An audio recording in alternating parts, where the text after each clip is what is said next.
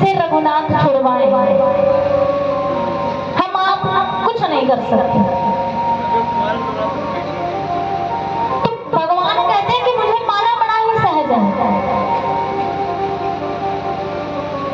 और बड़े भाव के साथ में मुझको भक्त भजकर पा भी लेता है। पर जिसके मन में जरा सा भी अहंकार आ गया, ध्रुव इतने महान भक्त हुए, भगवान ने आकर दर्शन भी दे दिए, पर जाते जाते ध्रुव ने अपनी गति बिगाड़ ली।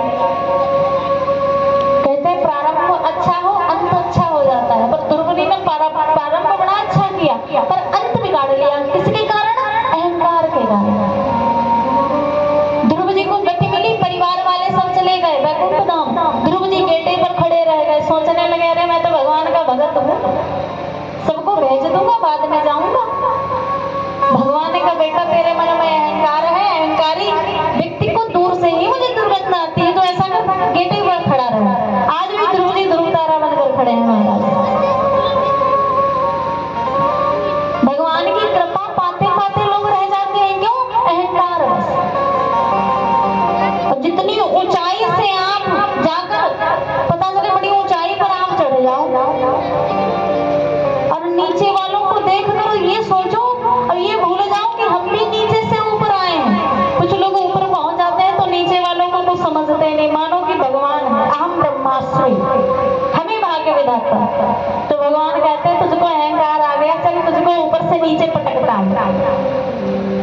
फिर जो भगवान दुर्गति करते हैं महाराज, बड़ी अच्छी कहावत है, भगवान देता तो छप्पर फाड़ कर, पर लेता है तो तन का कपड़ा भी नहीं रखता। इतने भाव के साथ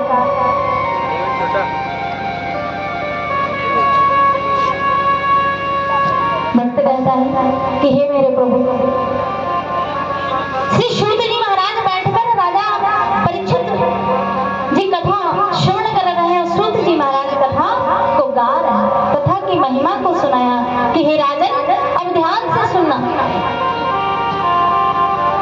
88,000 ऋषिगण बैठे थे, सब कुछ बताकर आज मेन मुद्दे पर आ गए। कहने लगे 88,000 ऋषिगण बैठे हैं और यहाँ पर आप लोग बैठे हो और आप लोगों को ये ना पता हो कि हम यहाँ पर बैठे, हमको मिलेगा क्या? कोई बैठेगा यहाँ पर? क्यों? क्योंकि बिना स्वार्थ के लोग अपने बाप से हित नहीं रखते, तो इस भागवत में क्या कर बैठेंगे? बाप की जमीन बेटे के नाम, फिर हुआ रियो बप्पा इस भाई तुम कौन हो? क्या किया हमारे लिए? खाली जमीन नाम आ जाए, और जब तक जमीन बाप की ना हो तब तक बाप का हलवा आए हो बिजुआ से कहीं कुछ कहीं कुछ। क्योंकि इस संसार में स्वार्थ हित लगाकर सब प्रीत करते हैं, और बिना स्वार्थ के कोई प्रीत करने वाला नहीं। आज श्री सूत जी महाराज जी ने भागवत कथा की महिमा को गाया। कहते हैं कि हे राजन, ये भागवत कथा वो कथा है, दोनों सगी बहने बहने, एक जो भूतल पर बह रही है जो तन को पवित्र करती है, और दूसरी भागवत ज्ञान गंगा जो मन को पवित्र करती है। कैसे? कहते हैं कि हे राजन दोनों ही गोविंद मुख से प्रकट वही है, इसलिए दोनों ही बहने बहने हैं। एक पाद पद्मों से प्रकट वही है, जब बलि को महाराज जिन्हें छला और तीनों पग को फैलाकर जैसे ब्रह्मलोक तक पग गया, तो भगवान का श्रम बिंदु उनकी अंगूठे से निकला, पांव के अंगूठे से, तो ब्रह्मा जी ने अपने कमंडल में धारण कर लिया, वही भगवती गंगा बनी। और जब भगवान ने अपने मुख से वर्णन सुनाया, वो श्रीमद् भगवती ज्ञान गंगा बनी। दोनों बहनें इस धराधाम पर आई, एक का क्या नाम है तो दोनों गंगा, पर दोनों का नियम अलग अलग है। कौन कौन सा? भगवती ज्ञान गंगा वो गंगा है महाराज जो कहीं भी आप बुलाओ उसको प्रवाहित हो जाती है। 7 दिन यहाँ प्रवाहित होगी, 7 दिन दूसरे भगत बुलाएंगे वहां प्रवाहित होगी। पर ये जो हिमालय से चलकर क्षीर सागर में मिली जाकर गंगा है, ये महाराज गंगा कहीं जाने वाली नहीं है। उसमें नहाना है तो स्वयं जाओ, टिकट कटाकर, फरुखाबाद चाहे जहां जाना हो, इलाहाबाद, फरुखाबाद।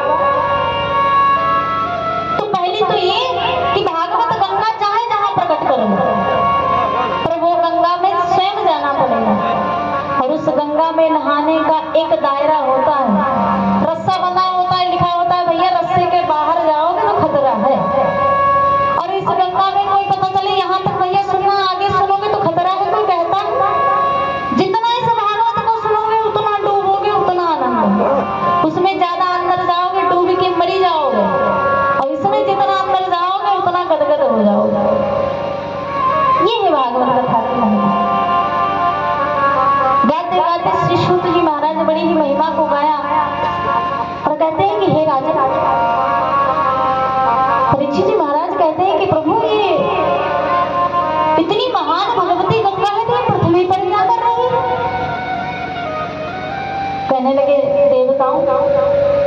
इस कलयुग कलकाल में भगवान को पता था इस कलयुग कलकाल का जीव बड़ा आलसी होगा।